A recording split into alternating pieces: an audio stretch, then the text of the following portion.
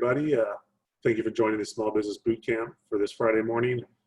We are letting everybody load into the Zoom app before we get started, so please hang tight and we will get started in a moment.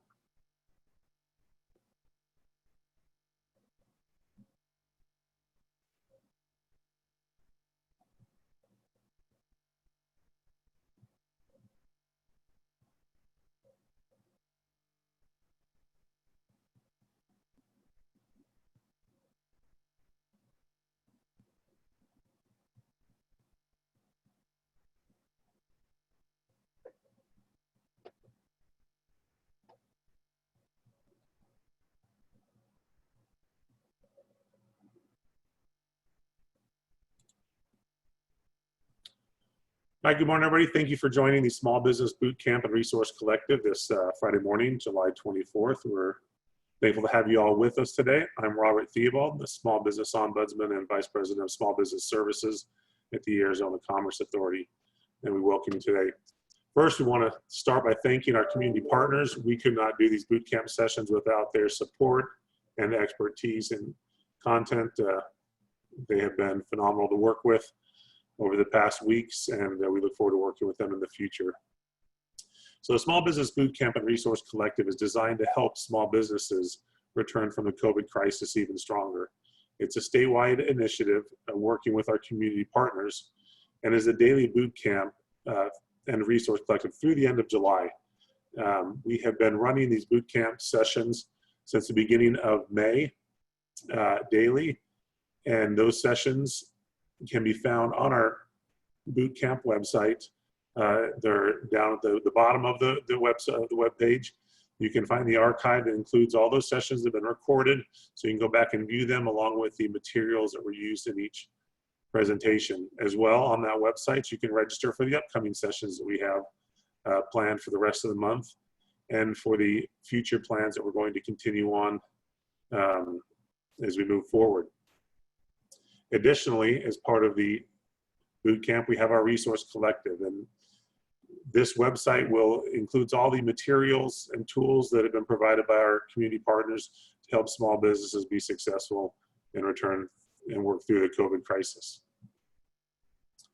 So next week's topics, we have practical strategies to lead your company through COVID-19, how the community can best support small businesses, removing friction from your business, an update on the Paycheck Protection Program, and then using finance to grow your business. So again, all these sessions will take place at 9 a.m. Monday through Friday of next week, and we're looking forward to those sessions. So quick update, PPP is still active. EIDL, the Economic Injury Disaster Loan, is still an active program. The PPP has been extended through August 8th. And you can find information about both of those if you haven't received them and you're looking to try to get them. The information is on the SBA website, and you can find them there. There's still a lot of money remaining in the PPP program. So if you have not applied, please apply. If you're looking for a lender to help apply through, please let me know and I can guide you to various lenders that are still processing the PPP loans. Additionally, the ACA has several programs to help small businesses throughout the state. Our small business services can help navigate with the SBA, with the small business development centers and other mentors and business counselors throughout the state. We can help guide with the local banking contacts and provide the local developments surrounding small business. Our workforce division, who was on our Monday session, they can help with employers finding employees, training employees. We have a number of training programs that can help employers with their training programs. They're really, really cool programs.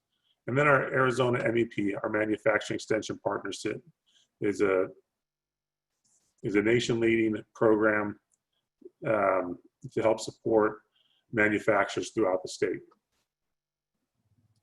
A quick shout out for the ArizonaTogether.org website. This is the state's website for everything COVID-19 related.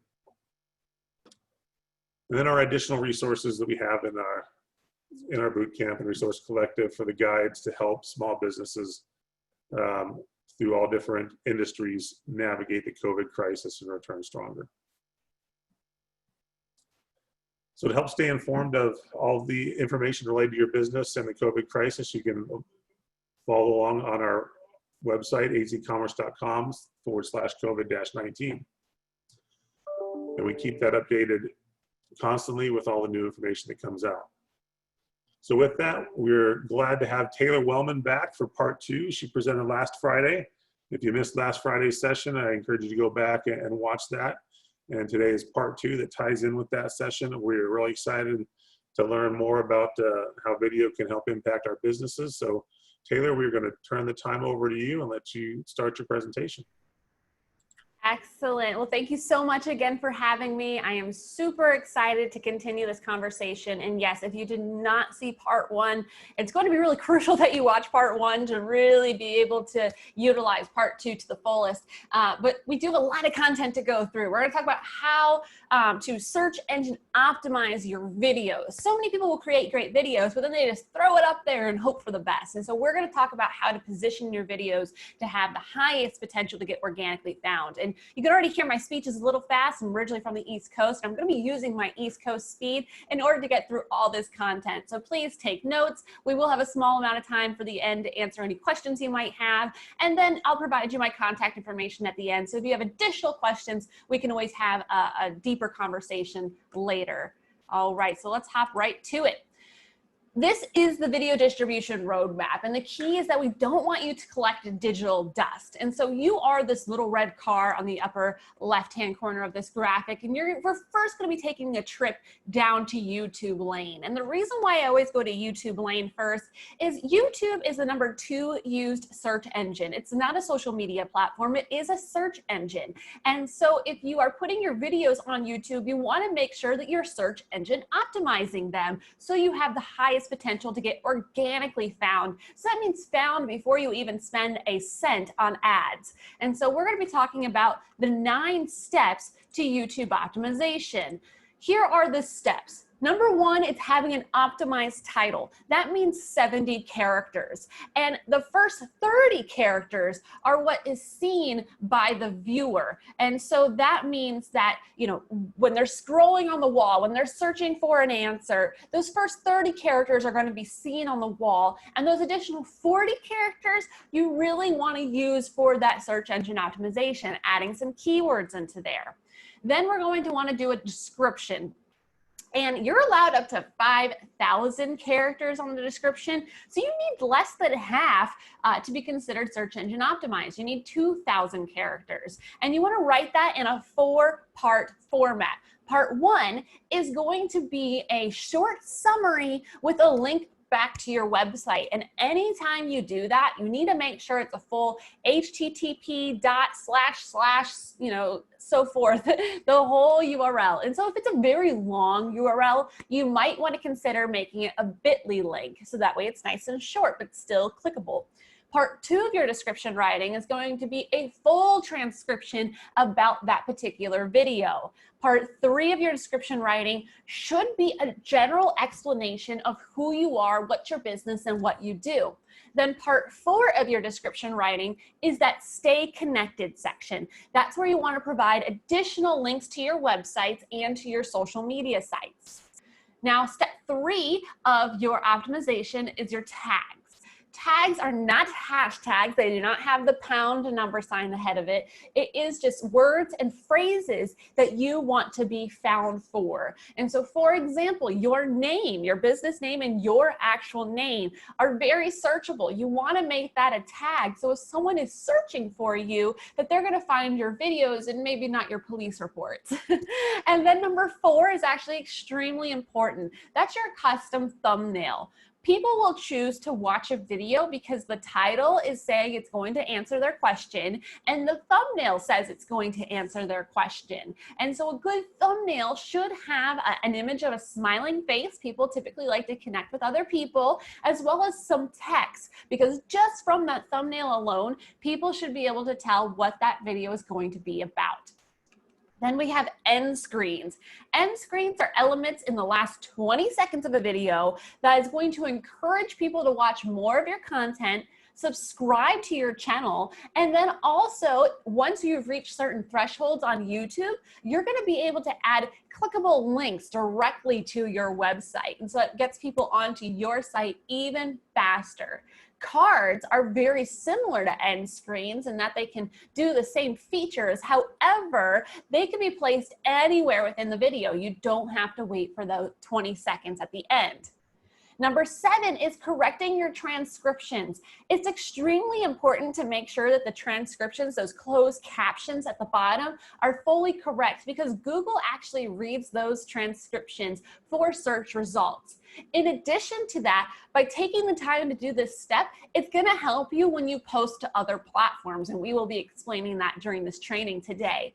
Number 8 is playlist placement. You want to make sure that every video you upload to YouTube that you're putting in a playlist, because when someone falls on a playlist of a particular topic, they're going to watch the next video and then more likely watch the next, because it's just going to autoplay your content. Just think of it as a music playlist, but it's a video playlist that will just play one after another.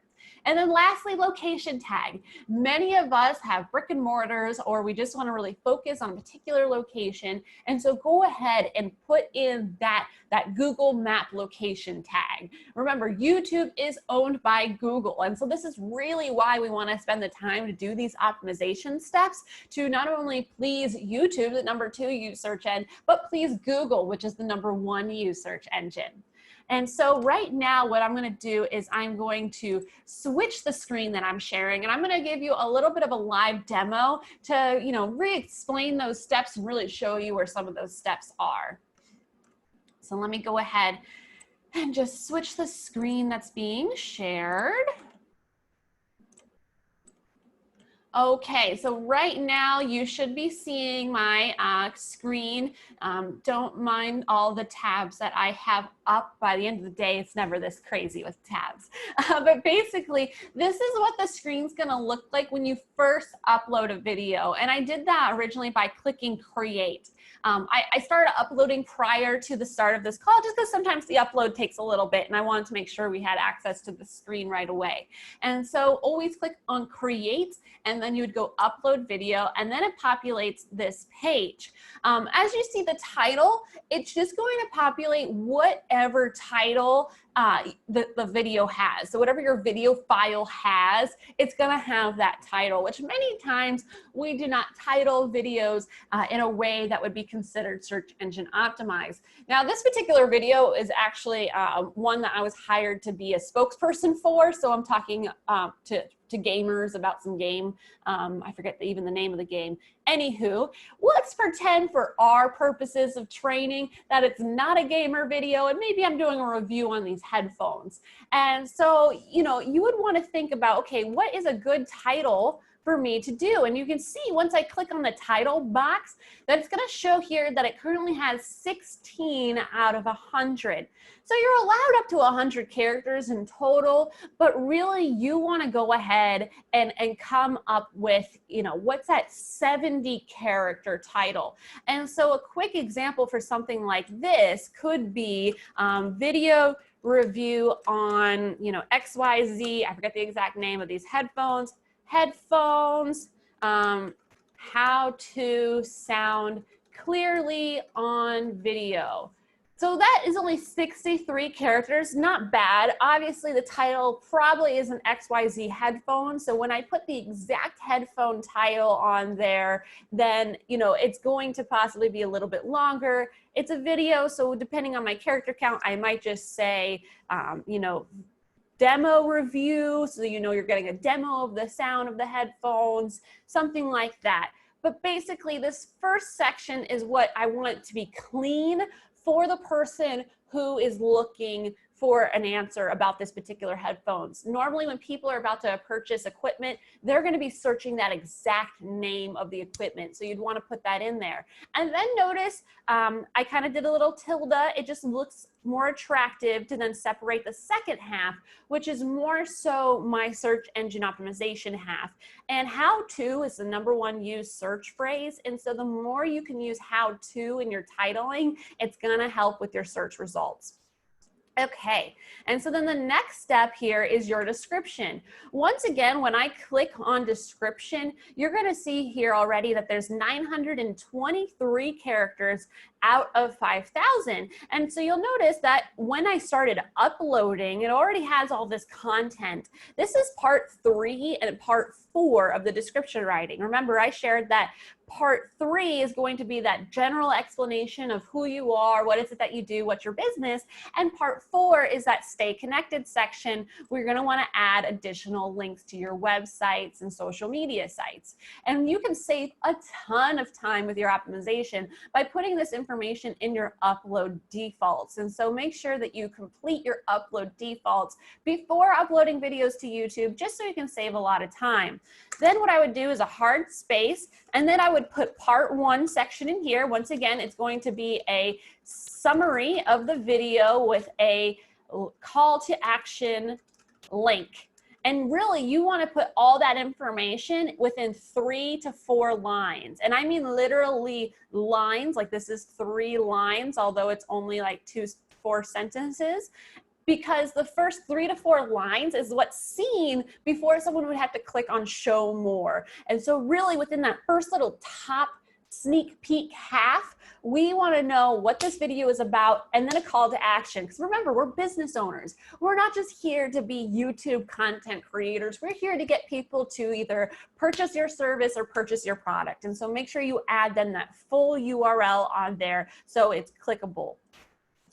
Then on part 2, that's where you can add some hashtags in there. And the hashtags are also clickable. And so you would add a few hashtags. Don't go like Instagram crazy in the number of hashtags. Typically 3 to 4 is plenty. And then I would put a full transcription of the video here as a part of part 2. And so that's where scripting, I know we talked about scripting during part 1, scripting can save you tons of time, because not only will you be more prepared when you're actually doing the production, maybe you're even using a teleprompter, but then you can utilize that script for your part 2 section of your description writing and for your other posts that you're going to be doing on other social accounts. And so writing a script, although it might seem tedious in the first half, really does save you time. And then as we scroll down here, we see the next step is to do a thumbnail. And you'll notice here that it says TB thumbnail and TB over here at the top. That's because I downloaded a extension to my Chrome called TubeBuddy. TubeBuddy is free for the most part. There are some different packages that you can purchase, but I would say about 95% of my clients do perfectly fine with just the free account. And so everything that I'm actually showing you is with the free account as well. And so what TubeBuddy can do is it can help you create a custom thumbnail right here on the platform. YouTube is always going to provide you just the 3 random images. And if you have someone in your team that is a graphic designer, then, you can always create your own graphic that's, 1080 by 1920, 1920 by 1080. Sorry, my brain hasn't fully woke up. 1920 by 1080, 300 DPI. You can always just upload your own thumbnail. You can create it with Canva. Canva.com actually has a lot of great templates. You could totally just look up YouTube thumbnail and then utilize one of those templates. Or you could just say, once you've downloaded the free TubeBuddy extension, to create thumbnail. Typically, you're going to want to use a still frame from the video. That's why it's super important to at least start and end with a smile. So hopefully you can find a smile in there. And so I will go ahead and pause the video, and then you can move by frame. So then that way you can choose the smile before your mouth opens up. Once you're happy with the frame, you can then say continue. And then you're going to have access to all these other little tools. Like I said, people like to see a smiling face, and then they want to see text. So it could be a review on these headphones. They rock. And then you would want to just go ahead and select a font. I always say default to a medium size because it's rather large. And then unfortunately, you do have to click on add layer before you even see what the layer is going to look like. You can then come back in here and make adjustments. Never put anything smack dab in the middle because that's going to be hidden by the play button. But I could place something like that. I could go ahead and add a little arrow, you know, spin it around, point at the headphones. I'd probably change the color of that arrow if I was seriously doing this, but we're just doing it for funsies to show you some stuff that you can do. Add some emojis, make it look cute. Make it look something that people would go, okay, I want to click on. And the way you can really see, okay, is it something I want to click on, is once you say next, what it's going to do is it's going to show you what your thumbnail and video is looking like in comparison to other people's videos and thumbnails with a similar title. So that's why already updating your title is really important. So then that way, if you're talking about a similar topic, perhaps, you know, let's say you have a similar product, then you want to make sure that your thumbnail is sticking out from that competition. And I would say it looks pretty good. The emojis make it look cute. You can see a smiling face. You can totally read the text in there. And so for these headphones, not too bad. You would then click on save and publish. And that is just publishing the thumbnail. I really wish they would get rid of the word publish because it really sounds like you're publishing the video, but that's not the case. You're truly just publishing the thumbnail. It'll take a little bit to update, but eventually it will pop up on your custom thumbnail spot, and then you'll see the thumbnail will change. Next step is your playlist. Like I said, you always want to place your videos into playlists, and you can see that we have quite a few different playlist topics.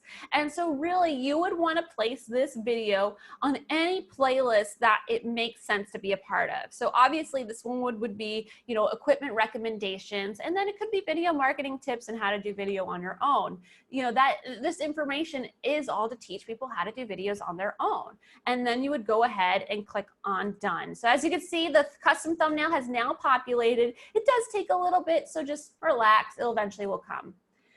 Down here, I already have it upload defaulted that I'm not making videos for kids. And so that's something that you might want to do when you're doing your upload defaults, or you will have to make this selection every single time and share whether or not the content is for kids. Because if it is for kids, then you're not going to be able to add your end screens and your cards. Basically, they don't want any videos for kids to be encouraged to subscribe or be sold anything. And now we want to go to more options. If it's a paid promotion, if someone reached out to you and said, oh, I absolutely love you, can you please do a review on this XYZ product? And then you'd have to go ahead and say that it's a paid promotion because you're paid to do that particular video. Here is where the tags are. And as you can see, I already have 400 out of 500 tags. That's because you can add a whole bunch of tags in your upload defaults to really save you time. Because normally you do want to get found for the same thing. Like I said, your name, you want to get found for your name. But then you might want to go ahead and make adjustments. Since this is a review video, I'm not talking about full service video production. It's not a sales video. We're not talking about affordable video production in Chandler, Scottsdale, Gilbert, Tempe. And so that's stuff that you might want to delete and then add in other tags. Once again, this is where TubeBuddy can be really helpful, but this is where some people do get convinced to go ahead and purchase a higher account.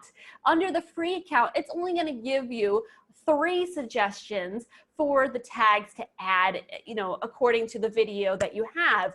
And if you want more suggestions, then you're going to have to upgrade to get more suggestions. But they do give you 3 free to get started. And then you just simply can click on them. And then I would add in the actual name of the headphone reviews, best headphones for gamers, you know, whatever would fit within this category of this video that would make sense for it to get found for. And then you have here your language subtitles and closed captions. Like I said, it's extremely important that you have corrected closed captions. And if you already have some with timing, then you can just go ahead and upload your CC file. If it's a very long video, you might want to get it already fixed for you rather than doing the manual corrections, which I will show you here in a moment how to do that. And you can do that by getting a rev.com SRT file. So rev.com, they will create these SRT files. That's the extension of the file name for these closed captions for you, if you did want to just go ahead and get it uploaded. And that is about $1.25 a minute. And honestly, many times it's worth it. Any video that's beyond 5 minutes for us, we will just do rev.com in order to get it corrected, because it really does save you time. Category, you would want to go ahead and select your category. This is also something that can be adjusted on your upload defaults. If you know for a fact you're always going to have, you know, the same category. Then we're going to go ahead and click on next. So this video, I guess I picked the wrong video, my apologies. This video is less than 25 seconds, and so it's not eligible for end screens, but I will make sure to go to a different video to show you how to add end screens. But we can add cards, because like I said, cards is something that you can add anywhere within the video. And so literally you could just move your cursor to wherever you would want to go, and then you could choose to link to one of your videos or any video on YouTube. But I always advise that you are only linking to your own videos. And for cards, it's always best to link to videos if you have a video within a series. And so for example, if you are teaching people how to buy a house, and you know, obviously there's processes to buying a house, go ahead and make each video, each process a video, and then remind people, you know, if they're watching the home search video, maybe have a little prompt to say, you know, watch the get pre-approved or get your loan amount video. And so you would have that teaser text in here that would just say something like, watch the first video. All right, my typing's not good on the fly. And I went over the character count, so you gotta, so watch first video. Watch the first video could be the prompt. And as you can see, it shows you a little sample here on the upper right-hand corner. Anytime you see that little eye icon, that means there's cards on that video. And so basically what this is saying is that 9 seconds and 18 minutes, we're gonna have a little prompt that says, watch the first video. So then that way, if someone maybe, you know, is behind in the series, they can then click on it and then watch that first video. We're gonna say edit. I wanna show you the other card options there are. So you can always say plus card. If you wanted to add a link to a playlist, maybe there's a whole playlist that they should be watching, you could do that. You can link to other people's channels. However, I really don't advise it unless you're directly affiliated with that channel, because then you're pushing people off of your content. And then, as I was saying, once you reach certain levels onto YouTube, once you've had 1,000 subscribers, then you're going to be able to add actual links to your websites. And so you would go ahead and paste your website and then say apply, and then it could say something like, you know, go to this site now. So we're just going to discard changes because we didn't really do anything there. All right, next, this is the visibility. This is where you're going to be able to choose whether you want the video to be private. So if it's private, that means literally only you and people who you email through the YouTube system will have access to this video. Unlisted means that anyone with a link can see this video. However, no one can find it through search. And so if we're doing a search, then no one's gonna be able to find it. So really, if you were planning on making the video unlisted, you shouldn't spend too much time on the optimization. Public is what most people are gonna be doing. That's where you want everyone to be able to see your video, and that you want, you know, people to be able to find it in the search results. And then typically I would suggest, if you're going to be doing video marketing, you want to record multiple videos at a time. You want to spend some time doing some optimization and then just schedule ahead. So then that way, you know, you can always be ahead of your schedule. So just select your date, select your time. It's going to be according to your time zone. I would never do 3 a.m. I am just selecting a random date and time for our training purposes. And then you would go ahead and click on schedule. And then you would see here that it already provides you the video link. So if you needed to prepare a newsletter or anything like that, you can go ahead and move forward with your planning. So I do want to show you once again the end screens as well as the transcriptions. And so for the end screens, I'm just going to go on details here on a video we already have. And so as you can see, if you've already uploaded a video and now need to go back and optimize it, the screen's going to look a little different, but you'll still see here that you do still have your title, you have your description, you have your create your thumbnail here, and then you have all of your tagged opportunities here as well. Then over here on the right-hand side is where we'd add the playlist. You can add your end screens and add your cards. And so we're going to go ahead and click on end screen. And as you can see, once again, just like with cards, it's going to give you this timeline at the bottom. So then you can move your cursor and select where you want to go ahead and put this particular video. And so what you always need to do whenever you're adding cards is you're required to add some sort of video. And so you can choose that it's either going to be a video that's best for viewer, you can choose a most recent upload, or you can choose a specific video. If you know for a fact that, you know, this video is within a series, then you might want to link to that specific video, the next one in the series. Because remember, this is the end screen, so what they're going to see at the end. So you'd want them to encourage to watch the next video. And then I always encourage that you add then a link to your website. If you have the capabilities to do so, you would just add a little custom message with a call to action. And then you do always want to provide a link to subscribe.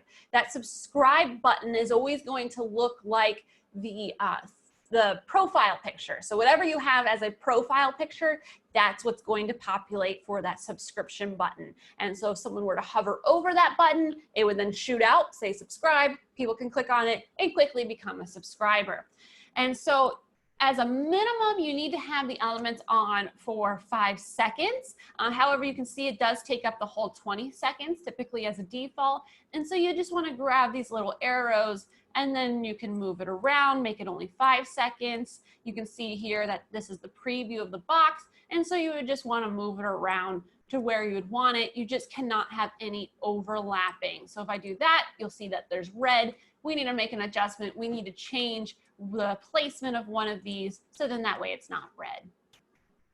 So I'm going to discard those changes for now. And then we're going to talk about those transcriptions really quick because it's super important. If you are not already getting your transcriptions created through Rev, you do need to spend a little time doing it here. So what I did is I went to my video and I went to more options. So from basic, you just click on more options. And then you're going to see here in this tiny, tiny blue text, it says subtitles. I find that YouTube, the more important the link is, the smaller they make the font. And so we would go ahead and then click on subtitles. And then we would go ahead and click on add. Now, this video just got uploaded. If I would have uploaded and waited an hour or two, many times you're going to see that it will say English automatic.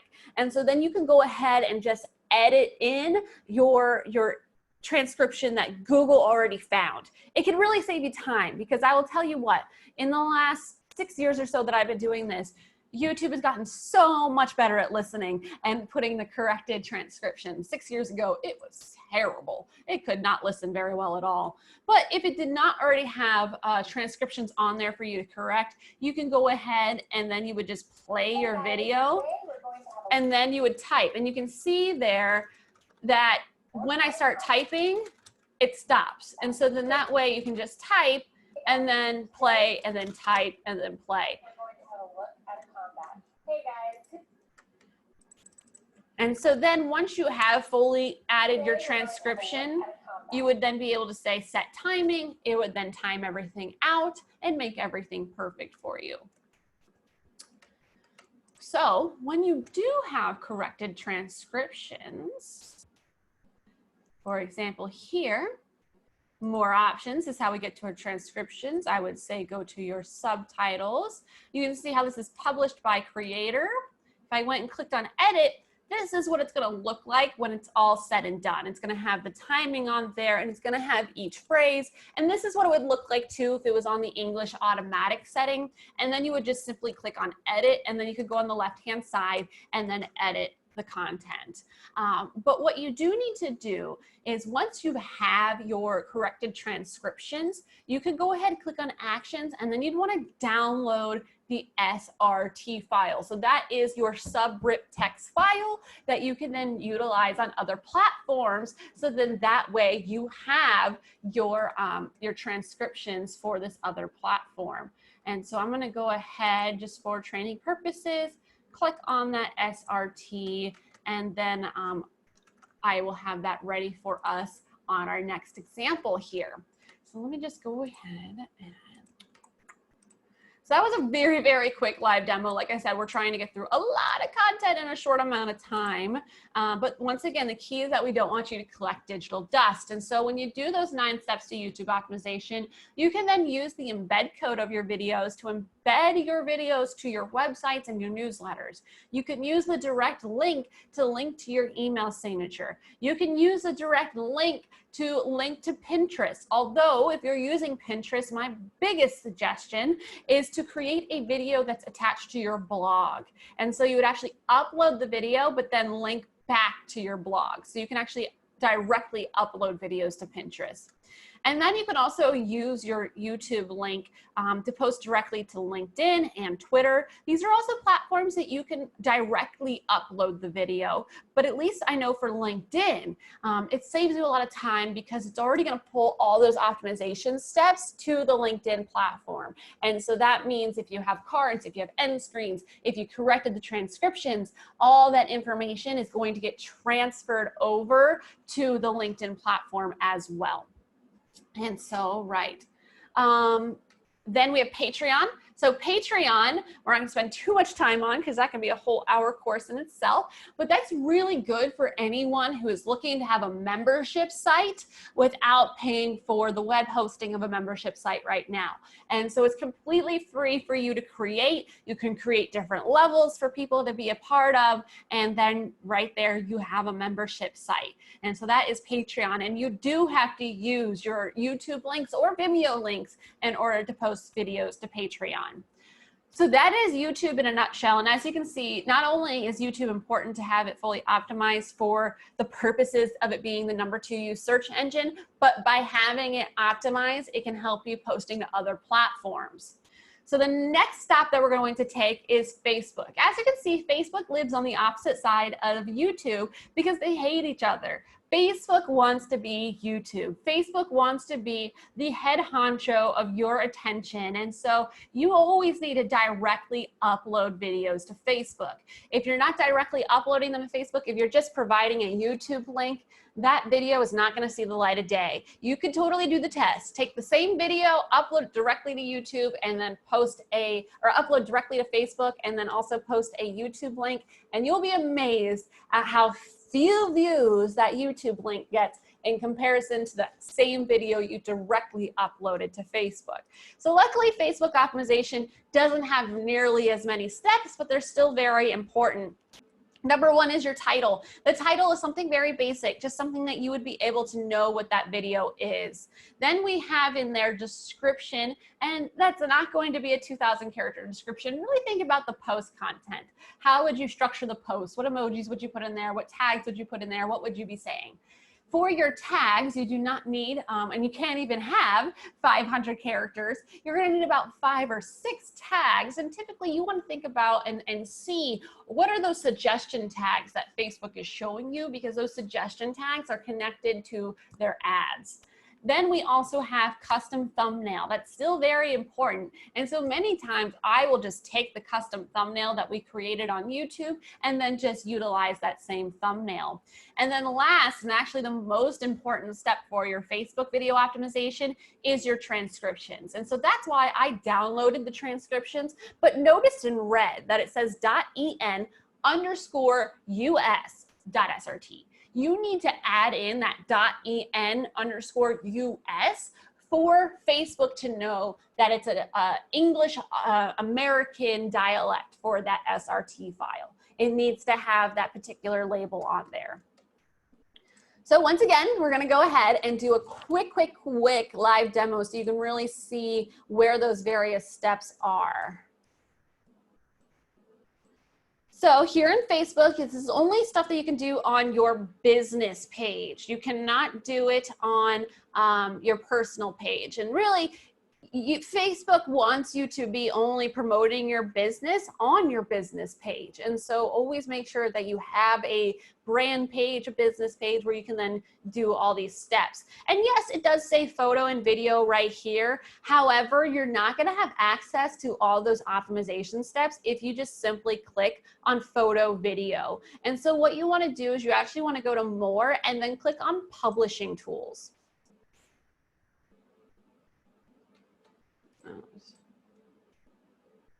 Yeah.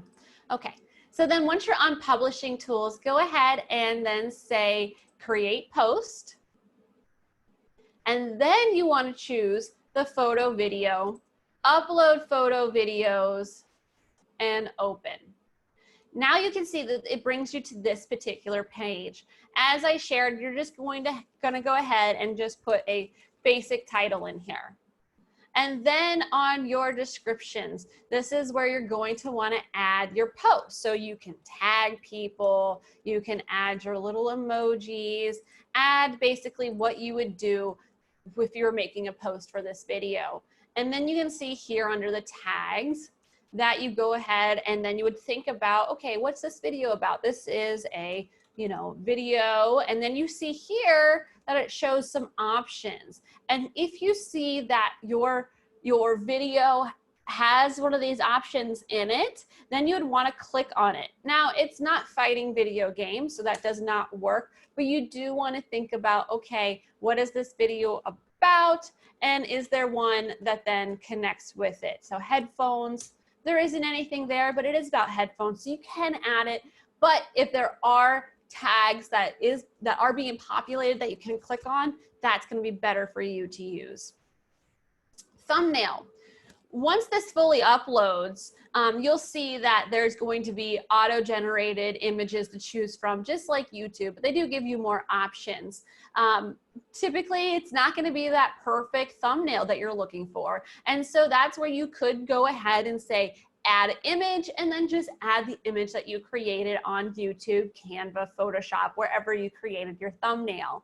If you know you do have a video frame that would be perfect, then you could just simply click on choose frame, and then you would scroll to the spot that you would want to have that particular frame. Subtitles and CCs. While this video is uploading, you're not able to do these steps, but at least you could see what you would do. You would go ahead and you would click on select language. You would then click on English American, and then you would say upload. And then once again, you would just want to retitle your caption that you downloaded to say caption.en_us.srt. You then have poll options. And so YouTube had polls for the longest time, but they actually just got rid of them in the beginning of June. But we found, though, we were kind of disappointed with that, because we found for a lot of clients that they were able to add to their retention rate by adding polls. The average retention rate is about a minute. And so if you have videos that are longer than that retention rate, adding polls can be a really great engagement tool to keep people on the content longer. It kind of like resets their engagement. And so think about what the video is about and then what the poll could be about. So for example, for this particular video, it could be something like, do you like using headsets when you're video conferencing, since I had a headset? And they could say, yes, no, sometimes. It just gives someone an opportunity to give their opinion. People love to give their opinions. And then, like I said, it kind of resets their attention. Tracking, you can add labels if you want to your videos. It does help with your admins if you have a lot of videos, but it's not crucial. 360 director tools, that's literally only if you have a 360 video. So most people do not need to worry about that.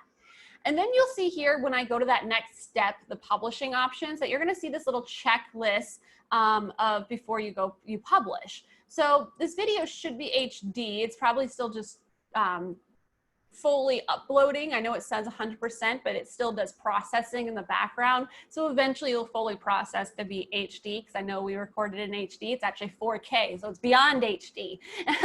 And then, it does show we have the tags. It shows we have the descriptions. And then you'll see here, 3 minutes long. Videos at least 3 minutes long get shown to more people. I just said the average retention rate's 1 minute, but now Facebook's saying 3 minutes. Facebook is selfishly saying 3 minutes because whenever your video is 3 minutes or longer, then it's going to go into your watch page and then they can go ahead and add ads in between your videos. And so really, I always encourage to just stick to the length of the content that your target demographic likes, because we are here to cater to our target demographic and to market to them versus just become a creator where we're having people watch our content and get ads. And so the 3 minutes long is not a requirement. That's really just what Facebook wants to see in order to put ads in between your videos. A premiere is something you can do, which will then make it treat like a live event. And so if you choose a premiere, you would then schedule the time, you can add an image, and as soon as you say schedule, it's going to get posted on your account that you're going to have a premiere at a certain date and time. If you're planning on making this a premiere, make sure that you're on your account at the time of the premiere. So then that way you can add comments, comment to people who might be watching the video. Like I said, it is treated like a live event. You can always say publish now. You could then, you can do video posts, publish now, or you could say schedule, which would then be just a typical schedule where then the video will get populated at that time. It will not get advertised as a premiere or live event like that. Or you can backdate it. I honestly don't know why you would ever backdate a video to say, oh, I was supposed to post it at this time. So I would personally just ignore that. You do want to say display and watch page, although you're less likely because Facebook wants to have ads, but I would still always put in here display and watch, allow embedding. Yes, you want it in your news feed. Secret video, don't want a secret video. If there's a nonprofit that's near and dear to your heart, you could go ahead and find that nonprofit here and search for nonprofit. So then that way there'll be a button at the end of the video where people can donate to it. Just like with YouTube, you do want to put your videos in playlists. So think about what this video is about and then choose that playlist. If it's a video within a series, once again, like our example with how to buy a home, if you're doing a series, create a series and then put all the videos within a series. So then that way people are more likely to watch one video after the next and after the next. Once you're done, you can go ahead and click on schedule, and then it'll be scheduled to post for you on your Facebook account. Once again, that was a really, really fast demo, but I hope you understand the importance of directly uploading to Facebook, and then you want to use that SRT file from YouTube in order to have it hard-coded. And so it was in 2018 that you did have to hard-code your closed captions. That's actually not anymore. I do need to update this graphic. By just uploading that SRT file, when someone scrolls on the wall, you're going to see that the closed captions are hard-coded on the video so people can watch it. And the reason why that's so important is because both Facebook and LinkedIn are platforms where 80% of the people are watching videos on silent at first. Think about your own user experience. As you're scrolling on the wall, you're seeing videos autoplay, you might read along and then say, oh, that is interesting. Let me click on it and actually watch it. Well, you want to have those closed captions on there so people have the opportunity to read along and then choose to click on it. Really quick, we did not have time to go deep into Instagram, but basically the regular Instagram platform, you can upload videos that are 1 minute or less. If it is longer than 1 minute, between 1 minute and 1 hour, then you can utilize Instagram TV, and the first 60 seconds of that video will get populated on Instagram, and then people can click on it to continue to watch on the Instagram TV platform. So regular Instagram, you would go ahead and upload using your phone. Instagram TV, I pretty much always use my desktop to upload. You do need to put in there a 1080 by 1920 thumbnail, but you do not need to have the video be that anymore. This graphic does need to be updated. Nowadays, Instagram TV does allow you a vertical and a horizontal display, and so you don't need to re-edit your videos. Typically, you always want to have that horizontal display, the full 16 by 9 display for all your videos. So the fact that they made that update means it's going to save you time in your uploading to Instagram TV. So that was super fast about optimizing your videos for search engine optimization. Really, the key is that you do need to do all the steps. If a platform has those steps, they are there for a reason. And so do those steps completely, and then make sure that you really treat YouTube and Facebook totally separately. And just another quick note, I know that Instagram is owned by Facebook. So many people will go, well, can't I just share my video from Instagram to Facebook? Yes, you totally can. However, you're going to be missing out on the Facebook optimization tools. And so if you are going to be marketing on Facebook, upload directly to Facebook, do those optimization steps, and then upload directly to Instagram. Questions? We have a few questions in the question and answer box, Taylor. So the first one is, I already have a seldom used YouTube channel, but videos aren't done this well. Should I take down those videos? Never take down videos. Okay, so basically you want to have that analytics of your watch hours and the views. And so you never want to take down your videos. If you're updating your videos and they're not that high quality, just make them unlisted. Make your videos unlisted so that way people can't publicly find them, but don't delete them. And also for anyone who does have a YouTube channel already, we do provide complimentary audits. And so please just send me an email with a link to your YouTube channel, and then our team will create an audit which will highlight things that are looking really good and areas you might want to focus on. Excellent, thank you. And then we have another one that says, how helpful are web optimization sites who help drive search traffic and optimization to your YouTube videos? Some content creators achieve million-plus views. Are they successful from utilizing mainly YouTube-based optimization tools, or are they leveraging other online resources to harvest and aim traffic to their channel? So really, it's all about marketing. And so definitely utilizing the optimization tools, you'll be amazed at how many people will become your subscribers and will organically join your channel. It's also about providing good content and providing consistent content. So if you post a video maybe once a month, oh, I'll wait a couple months and post again, you're not going to get subscribers. And so it also depends upon your frequency.